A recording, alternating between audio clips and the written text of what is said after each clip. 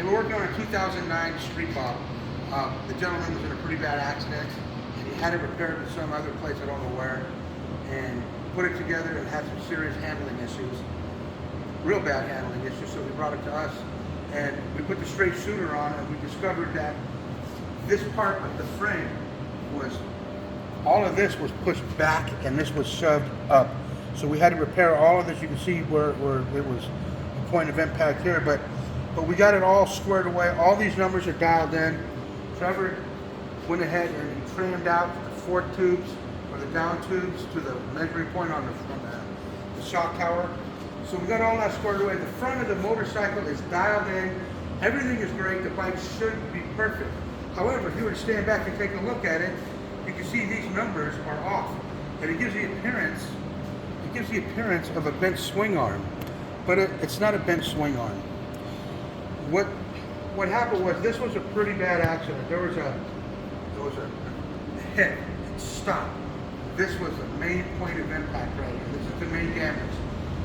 But now there's secondary damage, and that's why these numbers are off. This is off. This is off by 1/2 inch.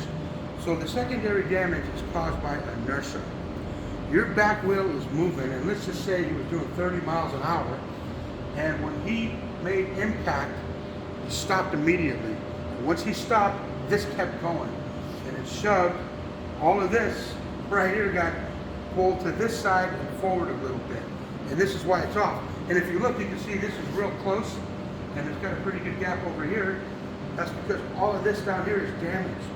So we need to pull the lower part of the frame until this comes up and these numbers are equal left and right side. And then this bike will handle like it's on rails.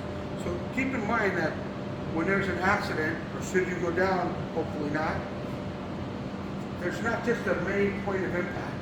There's a lot of times there's secondary damage that you can't see, and it'll give the appearance of something else being wrong. So I guess what I'm trying to say is, you should take your bike to a shop that has the straight shooter and the rack if they got it. But mostly get it to the shop that has a straight shooter. Let them measure it. They'll be able to tell you where all your damage is, what needs to be repaired. This is it's a technical, difficult repair, but we can do it. We got Trevor here. He's going to go ahead and get on this thing, and when we're done with this, it's going to handle like it's on rails. So keep in mind, if something happens, there's more than just what meets the eye. Okay? So all I want to say, ride safe out there, have fun, and we'll be talking to you. Well, don't forget to like and subscribe.